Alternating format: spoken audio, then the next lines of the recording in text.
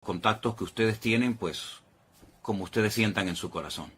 Miren, hermanos, el tema en Israel no está en este momento nada fácil, porque según las últimas informaciones a través de hermanos, desde bien temprano en la mañana hasta hace prácticamente unos minutos, parece ser que también por la parte norte Israel está siendo atacada con estos pequeños drones que causan mucho daño, y ya se ha abierto un nuevo frente. No solamente estamos hablando de enfrentarse con los terroristas de Hamas en la parte sur, en la franja de Gaza, sino que también se está hablando de que por la parte norte también Israel está comenzando a tener problemas, y ha habido ataques y alguna incursión por tierra también de algunos terroristas, en este caso de otro grupo también que se llama Hezbollah, que está tremendamente armado, financiado por Irán, y que lleva muchos años en el norte de Israel presumiendo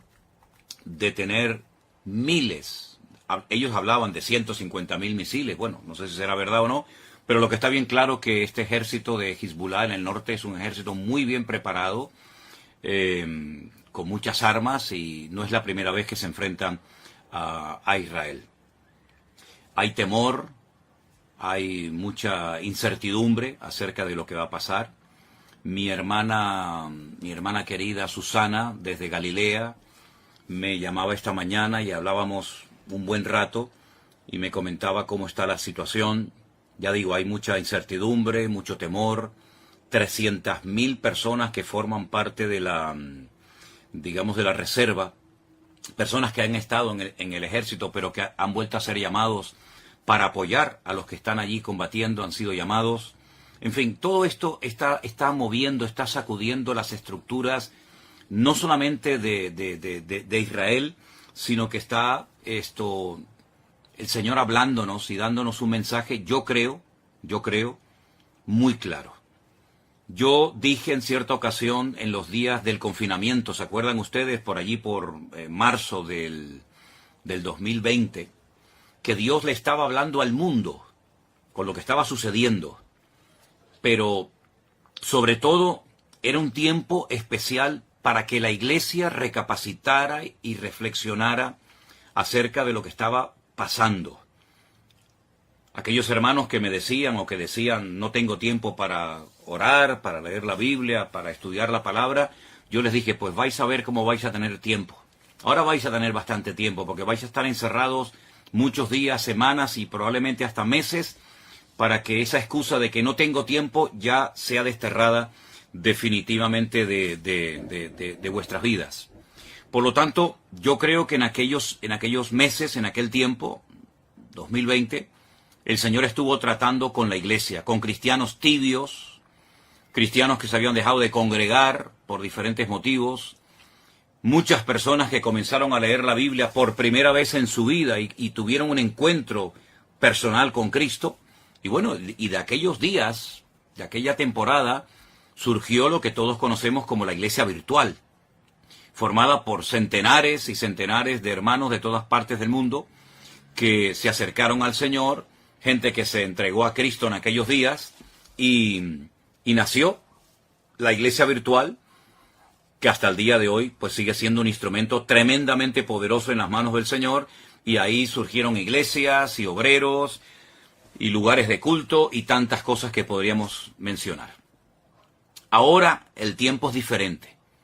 Ahora nosotros, por lo menos en esta parte del mundo, no estamos encerrados, pero sí están encerrados en sus hogares los habitantes de Israel, que no pueden salir a las calles, no pueden ir los chicos a estudiar a la escuela, no pueden las personas ir a trabajar a sus trabajos, porque el país está en guerra.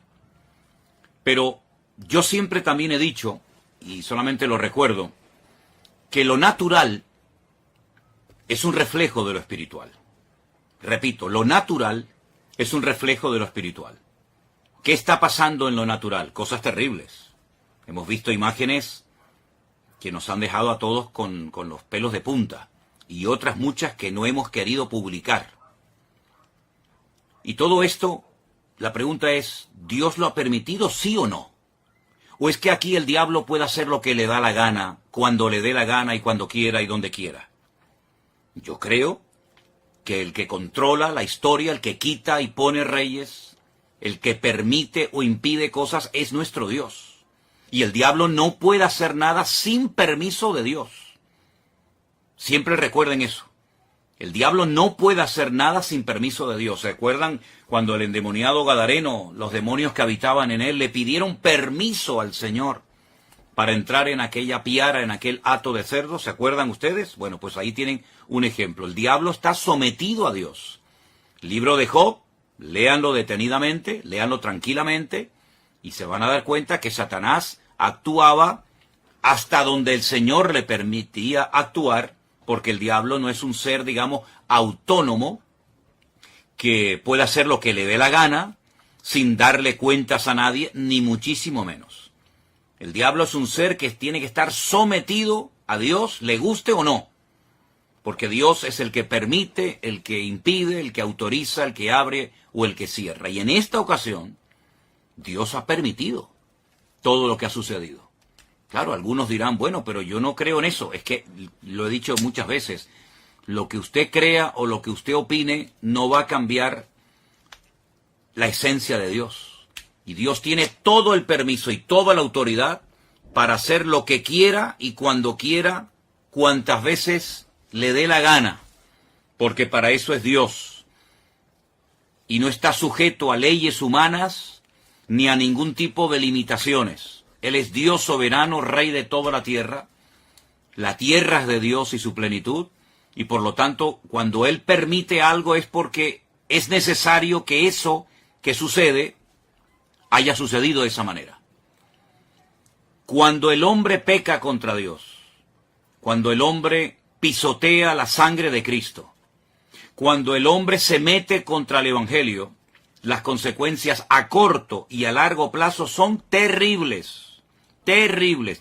Yo estaba ahora mismo hablando con unos hermanos de Jerusalén, donde me acaban de decir hace un instante que hace unos días, hace muy poco tiempo, en la ciudad de Haifa, allí en Israel, pues fueron a evangelizar, a hablar de Cristo. Miren qué delito, ¿no? Tan grande, ¿no? Todo el mundo puede manifestarse, pero parece ser que en Israel, hoy por hoy, a los misioneros, a los hermanos que salen a las calles, en un país, dicen, 100% democrático, pues parece ser que unos tienen más derechos que otros. Y esa es la cruda realidad. Yo he visto cómo a personas en Jerusalén se les ha escupido, se han quemado nuevos testamentos, se les ha perseguido, se les ha criticado, se los ha expulsado de zonas porque son cristianos, son enemigos, ¿verdad? Y hay que expulsarlos. Pero luego, sin embargo, se hacen otras manifestaciones, otros colectivos totalmente antibíblicos, incluso algunos que hasta odian y oran en contra del Estado de Israel, se les permite salir con sus banderas, con sus pancartas y hacer todo tipo de manifestaciones en público. Pero a los cristianos no. A los cristianos no se les permite evangelizar. Y si no, inténtelo. Si no me cree, haga usted la prueba. Coja mañana tratados, folletos, Biblias, Nuevo Testamento. Váyase, por ejemplo, a Jerusalén y póngase donde usted quiera. A ver si usted tiene la libertad de repartir libremente. Ni se le ocurra, porque la van a expulsar y le van a impedir y la policía se le va a tirar encima. Entonces, ¿de qué estamos hablando? ¿Del pueblo de Dios? Mire, está pasando en Israel hace muchos años, no ahora, hace muchos años está pasando lo mismo que pasó en la época de la iglesia primitiva, que a los líderes religiosos no les gustaba que los apóstoles predicaran de Cristo en las calles. Los encarcelaron, los torturaron. ¿Dónde mataron a Esteban? Yo pregunto, ¿dónde mataron a Esteban? ¿Y quién mató a Esteban? A Esteban no lo mataron gentiles. ¿Qué le hicieron a Esteban? ¿Quién estaba presente en la ejecución de Esteban? ¿No estaba por ahí un jovencito, un tal Saulo de Tarso? ¿Saulo de Tarso de dónde era? ¿De Japón? ¿De Babilonia? ¿De España? ¿De dónde era Saulo de Tarso? ¿De dónde eran los que apedrearon a Pablo? ¿Quiénes eran los que le impedían a los apóstoles predicar el evangelio libremente en la ciudad de Jerusalén? ¿Quiénes eran? Ustedes saben la respuesta, está en el libro de los Hechos, solamente es cuestión de leer la Biblia. Entonces es exactamente lo mismo, pero ya no estamos en el siglo I, estamos ahora ya en el año 2023 y todavía en Israel está prohibido evangelizar. Ustedes sabían que en Jerusalén hay una universidad de los mormones, una universidad, unas propiedades, unas instalaciones tremendas que tuvieron que costar muchos miles, tal vez millones de dólares, no lo sé. Bueno, se les permitió hacer eso en Jerusalén con la condición de que no evangelizaran. Porque ustedes saben perfectamente que los mormones salen por ahí a repartir sus folletos, a evangelizar. Bueno, no lo pueden hacer, no lo pueden hacer. Entonces, no me vengan a mí ahora que Dios tiene que respaldar y tiene que bendecir y tiene que apoyar a un pueblo que prohíbe la predicación del evangelio, que prohíbe la predicación del Mesías en el cual creemos los cristianos.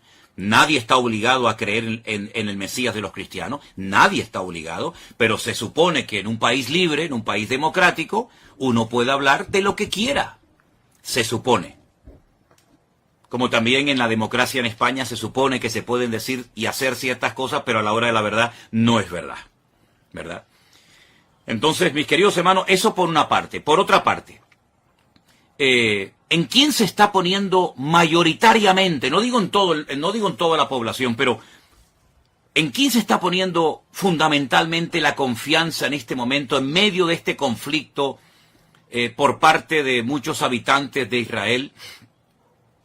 En un señor norteamericano que apoya a ciertos y determinados colectivos que todos sabemos cuáles son y qué es lo que pretenden, colectivos que precisamente interrumpieron una reunión de oración a judíos ortodoxos en Jerusalén, y esa reunión que se iba a celebrar en Jerusalén con el día y las festividades del Yom Kippur, etcétera, no fueron interrumpidas por extranjeros ni por cristianos, fueron interrumpidas por judíos, habitantes de Israel, que se levantaron contra sus compatriotas a prohibirles que oraran, que leyeran la Torá, que hicieran teshuvá, y los que me están oyendo y son de allí sabéis a lo que me refiero, se les prohibió y se les expulsó. Donde se han hecho manifestaciones totalmente antibíblicas y ante los principios morales y espirituales de la colectividad religiosa de Jerusalén. ¿Dónde se han hecho esos desfiles? ¿No han sido en la ciudad santa de Jerusalén? Entonces, hermanos, cuando estas cosas ocurren, no ocurren por casualidad. Las cosas no ocurren porque al diablo se le ocurrió zarandear ahora a este país y no. Vamos a ver, las cosas ocurren con un propósito. Y ni una hoja de un árbol se mueve si no es con permiso de nuestro Dios. ¿Sí o no? ¿Cuántas veces lo hemos dicho? Que no se produce, no ocurre nada sin permiso de Dios. Y Dios ha permitido en este momento que se hiciera el ridículo y que la gente todavía, tanto en Israel como fuera de Israel, se estén preguntando, ¿pero qué ha pasado? ¿Qué ha pasado con el servicio de inteligencia tan poderoso que tiene Israel? ¿Qué ha pasado con los soldados? ¿Qué ha pasado? ¿Se han quedado dormidos? ¿Cómo es posible que más de 1000 terroristas se hayan infiltrado en territorio israelí y hayan hecho una masacre terrible que aunque algunos políticos, incluida la vicepresidenta de nuestro país, de España, no ha querido condenar, y otros tantos políticos en su hipocresía y en su populismo, ¿verdad? Pues esto ha sido algo terrible. Esto me recordaba a mí a los tiempos bíblicos, cuando se peleaba contra filisteos y amorreos y aquellas matanzas y aquellas cosas terribles que nos cuenta la historia. Pues lo hemos visto hace unos días en televisión, como centenares de personas corrían despavoridas como conejos, asustados por el desierto del sur de Israel y eran como presas de caza disparándoles a discreción, a diestra y a siniestra, y hemos visto cosas que ni siquiera quiero mencionar. Hermanos queridos, ¿es que acaso Dios se ha dormido? ¿Es que acaso Dios se ha olvidado de su pueblo?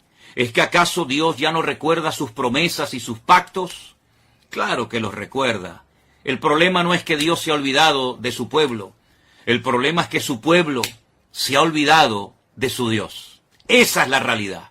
Ahora bien, para los cristianos que dicen, bueno, este es un tiempo de prueba para Israel, que son el pueblo de Dios, yo quiero hacer un pequeño alto en el camino y preguntarles a todos ustedes, y veo que hay muchísima gente conectada, no sé exactamente de dónde, pero bueno, eso es ahora mismo lo menos importante. Yo les hago una pregunta. ¿Conocen ustedes ese versículo del Nuevo Testamento? No del Antiguo Testamento, del Nuevo Testamento que leen millones de cristianos todos los días, pastores, evangelistas, maestros, etcétera.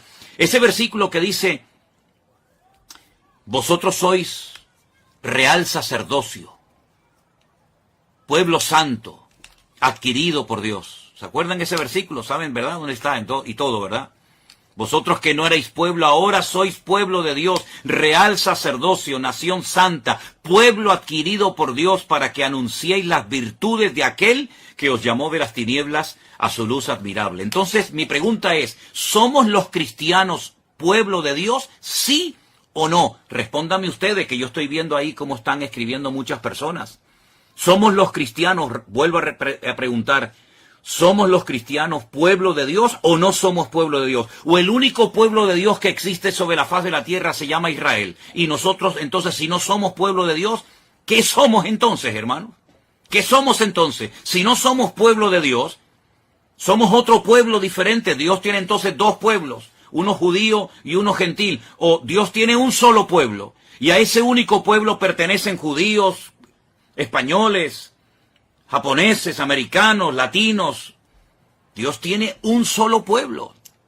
Entonces, si somos el pueblo de Dios, y yo creo que en eso, no lo sé, estaremos la inmensa mayoría de creyentes de acuerdo.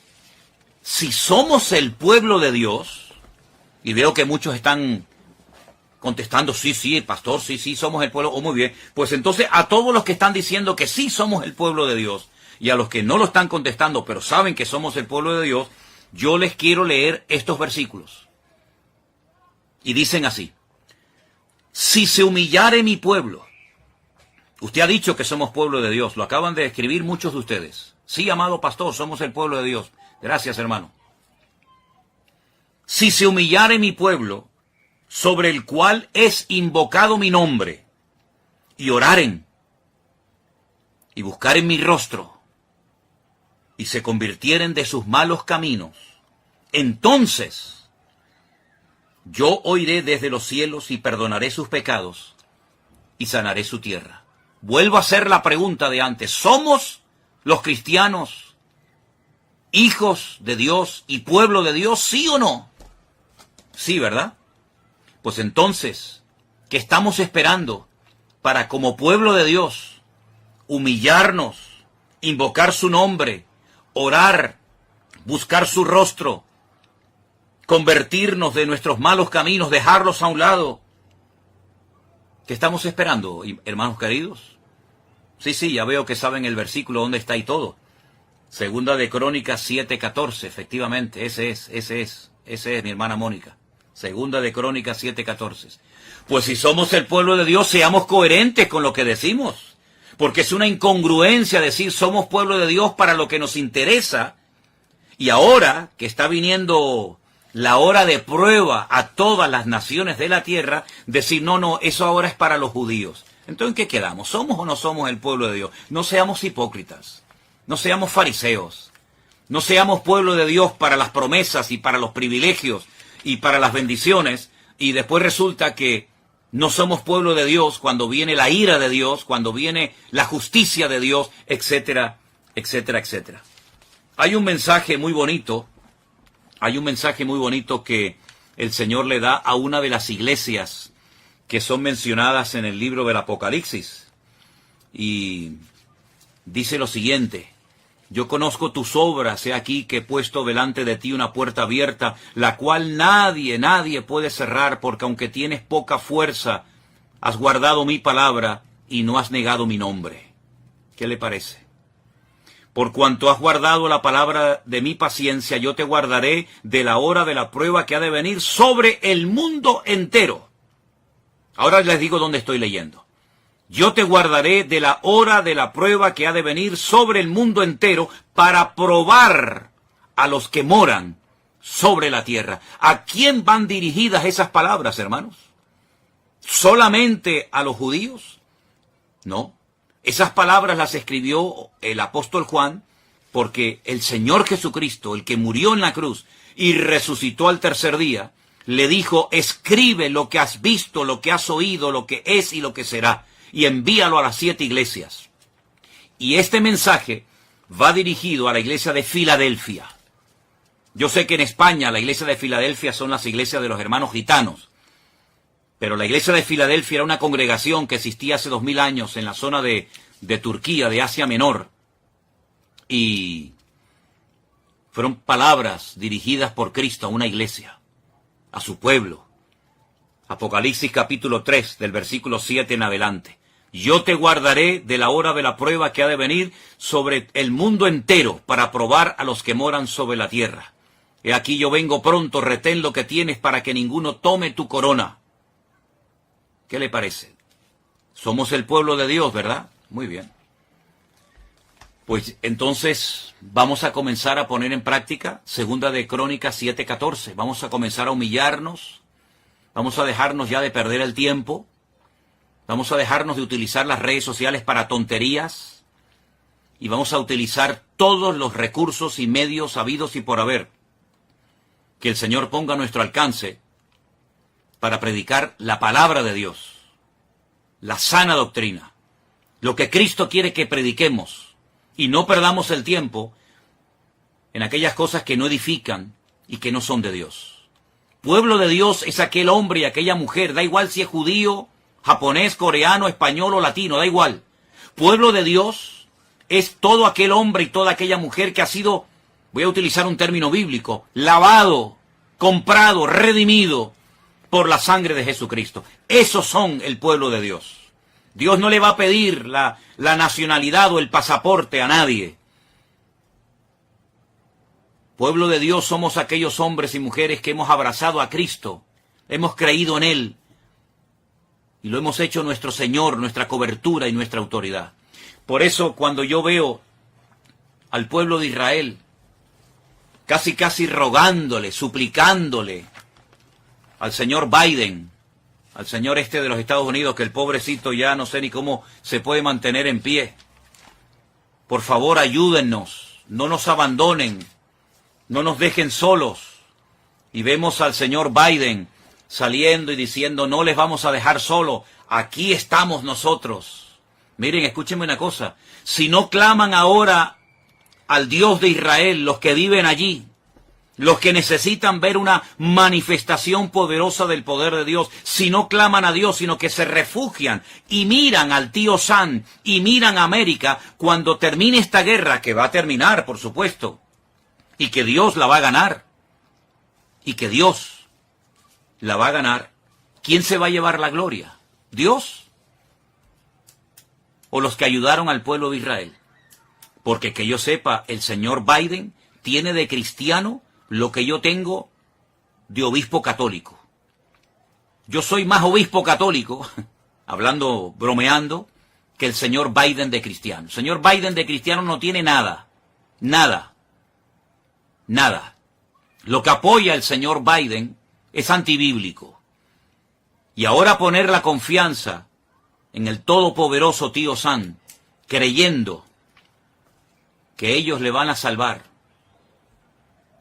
Qué error histórico tan grande está volviendo a cometer, y con todo el dolor de mi alma tengo que decir, qué dolor tan grande me produce que el pueblo de Israel, el pueblo de la Biblia, el pueblo de las promesas, el pueblo de los apóstoles, el pueblo del Mesías verdadero, el pueblo de los profetas, tenga que mirar al hombre, cuando la palabra de Dios dice, maldito el hombre que confía en el hombre.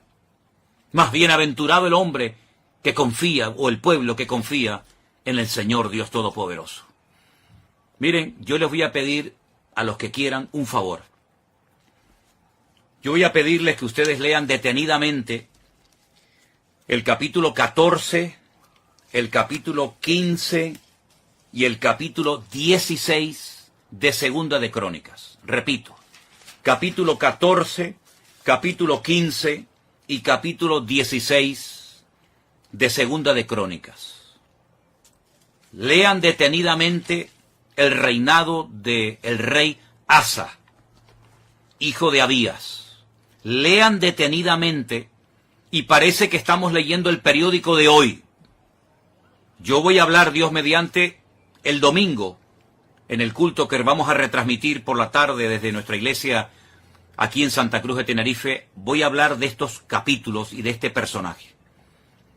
Porque se vuelve otra vez a repetir la historia. Mira, cuando un creyente, pastor, profeta, evangelista, me da igual, porque usted sabe que hoy en día hay algunos en el ministerio que si no dicen lo que son, el doctor, el apóstol, como que se sienten mal, porque su identidad no se la da Cristo, su identidad se la da el cargo, su identidad se la da lo que hacen.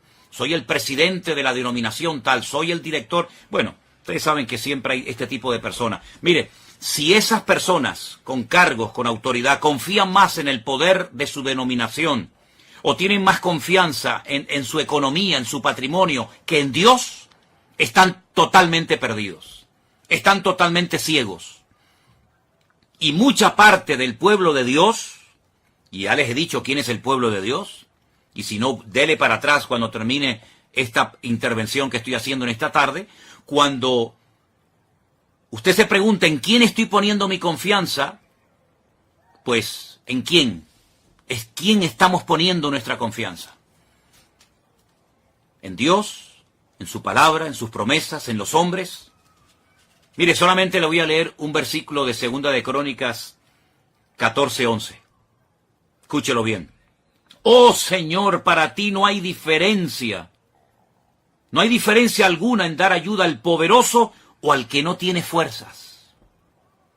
Ayúdanos, oh Señor Dios nuestro, porque en ti nos apoyamos y en tu nombre venimos contra este ejército. Oh eterno Dios, tú eres nuestro Dios, que no prevalezca contra ti el hombre. Segunda de Crónicas, capítulo 14, verso 11. Ay, Señor, bendito sea tu nombre, si ahora mismo el representante de Israel, sus ministros, etcétera, sus líderes políticos y religiosos, hicieran en público en los canales de televisión, que pueden hacerlo sin ningún problema. Ahora mismo llaman a los distintos canales de televisión, mensaje nacional, proclamación de ayuno y de oración. Y voy a hacer la oración bíblica que hizo el rey Asa en un momento de su vida, antes de que se torciera. Oh Señor, para ti no hay diferencia alguna en dar ayuda al poderoso o al que no tiene fuerza. Ayúdanos, Señor Dios nuestro, porque en ti nos apoyamos. Hoy no puede decir eso Israel. Hoy no lo puede decir. No se están apoyando en el Dios de Israel. Se están apoyando en otras cosas, en otras personas. Maldito el hombre que confía en el hombre. Bueno, pues, si hicieran esta oración desde lo más profundo de su corazón, el problema ya está resuelto. Ya estaría resuelto en 5 minutos. Se acabó. Olvídense de Hezbollah, olvídense de los misiles, olvídense de los cohetes, olvídense de Hamás. Todo estaría solucionado en 5 minutos. Si el pueblo de Dios se humillara e hiciera, por ejemplo, esta oración, y que añadiera lo que quisiera, pero que por lo menos hiciera desde lo más profundo del corazón, en un genuino arrepentimiento, hiciera esta oración, el problema en este momento, allí en Oriente Medio, en Israel, ya estaría solucionado. Las 300.000 personas, muchos hermanos nuestros que están ahora mismo allí, con su fusil, dejando atrás a sus familias, a sus hijos, si se hiciera esta oración a nivel nacional, así como cuando se para el país, cuando hay ciertas y determinadas festividades, y los que viven allí lo saben, y se bajan de los carros, se bajan de los coches y agachan la cabeza en señal de respeto y de reverencia. Si ahora mismo se parara Israel delante de Dios, hiciera esta oración, los de Hamás saldrían corriendo y nunca más volverían a atormentar a Israel, nunca más. Los 100 y pico, y lo digo con mucho dolor, personas que están en este momento secuestradas, volverían caminando por su propio pie a la tierra santa de Israel. y todo el mundo lo vería. Y las televisiones estarían allí en la franja de Gaza filmando cómo viene uno y el otro, y el padre y la mamá y el niño y las familias juntas vendrían caminando, cantando y adorando al Dios de los escuadrones de Israel. Si todo Israel se humillara delante de Dios, si la iglesia de Cristo se humillara ahora como pueblo de Dios que somos, esos 100 y pico personas que han sido vilmente, Eliseo, lo que pasó, ¿no se acuerdan? Ustedes lean la Biblia, hermanos.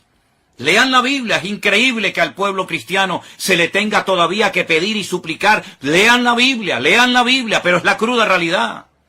Si ustedes leen la Biblia van a encontrar, mis amados hermanos, que cuando fueron a atacar la casa del profeta Eliseo, un hombre que no estaba armado, un hombre que no era un soldado, era un varón de Dios, un profeta del Dios Altísimo. ¿Qué le pasó? ¿Qué le pasó a los que fueron a atacarlo? No pudieron hacerle nada. Y el profeta dijo, más son los que están con nosotros que los que vienen contra nosotros. Israel necesita urgentemente ver el cielo abierto y ver la gloria de Dios. Lo que Israel necesita, mis queridos hermanos, es ver la gloria del Dios de Israel, el Dios todopoderoso, el Dios que abrió el mar rojo, el Dios que mandó fielmente cada día el maná en el desierto, la roca eterna que le seguía, de la cual bebieron todos, el Dios que tantas veces se manifestó y que de tal manera amó a este mundo que dio a su Hijo unigénito para que todo aquel que crea en Él no se pierda, mas tenga vida eterna. Está deseando sorprender al pueblo y que digan entre las naciones, grandes cosas ha hecho el Señor con estos. El Señor quiere llenar la boca de risa del pueblo de Dios, quiere traer regocijo, cántico, júbilo y alegría a su pueblo. Ahora está llorando, ahora está sufriendo, pero todo eso puede cambiar, repito, si el pueblo de Dios se humilla ahora mismo y le piden perdón a Dios por la idolatría, por los pecados terribles, por las abominaciones terribles que ha estado cometiendo y siguen cometiendo, por las blasfemias, muchas propuestas encima de la mesa, pero le falta la más importante: orar a Dios, clamar a Dios, y no poner la confianza ni en el señor Biden, ni en lo que este señor representa. Porque no es un digno representante del reino de Dios, ni muchísimo menos. Lo que tiene que hacer este señor es primeramente convertirse y dejar sus muchos pecados, que también los tiene. No es el instrumento de Dios para traer justicia y paz a la tierra, no. Para eso traemos al príncipe de la paz, que es nuestro Señor Jesucristo. No necesitamos tu ayuda, mi amigo. Con nuestro Dios nos sobra y nos basta. Pero, hermanos queridos, hasta que esto no suceda, correrán ríos de sangre y muchas personas perderán la vida innecesariamente. Muchas de estas cosas se podían haber evitado, créanme. Muchas de estas muertes se podían haber evitado si hubieran preparado sus corazones y hubieran impedido que el pecado entrara a la tierra santa de Dios. Pero se comportaron mal fuera cuando estaban fuera de la tierra, se han comportado muchos mal estando en la tierra, y ahora aquellos que quieren predicar las buenas nuevas del Evangelio, se les prohíbe y se les persigue y se les humilla. Entonces, queridos, ¿qué les parece? Que Dios nos bendiga, que Dios nos ayude. Pensaba honestamente que, como no había anunciado nada, prácticamente nadie se conectaría a este tiempo en el que estoy compartiendo el sentir de mi corazón, y me he quedado realmente sorprendido de ver la cantidad de gente que se ha conectado. Que Dios les bendiga, y en vez de orar genéricamente por el pueblo de Israel, vamos a orar específicamente para que haya humildad, quebrantamiento de corazón, genuino arrepentimiento, para que el Señor traiga restauración a su tierra y veamos la gloria de Dios, que nos está haciendo mucha falta. Sí, también a nosotros necesitamos milagros, señales, prodigios. No puede ser que se esté hablando más de terroristas que de Cristo. No puede ser que los medios de comunicación gasten más saliva y más tiempo y más horas de programación, dando pompa y publicidad a criminales y asesinos, que al Evangelio del Señor Jesucristo. Están pisoteando a Cristo, están menospreciando a Dios y a su palabra. Pero nosotros, recordemos, somos la sal de la tierra y la luz del mundo. Iglesia, despiértate, tú que duermes, y te alumbrará Cristo. Oramos, mis queridos hermanos. Padre amado, Padre celestial, Dios todopoderoso, gracias porque tu palabra es nuestra única fuente fidedigna de información. Tú eres nuestro único punto de apoyo en la vida. Vana es la ayuda del hombre. Si el Señor no edifica la casa, en vano trabajan los edificadores. Si el Señor no cuida de la ciudad, en vano vela la guardia.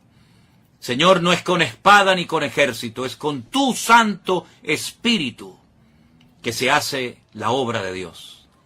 Señor, abre tu mano poderosamente y trae un espíritu de quebrantamiento a la iglesia, al pueblo de Dios a nivel mundial.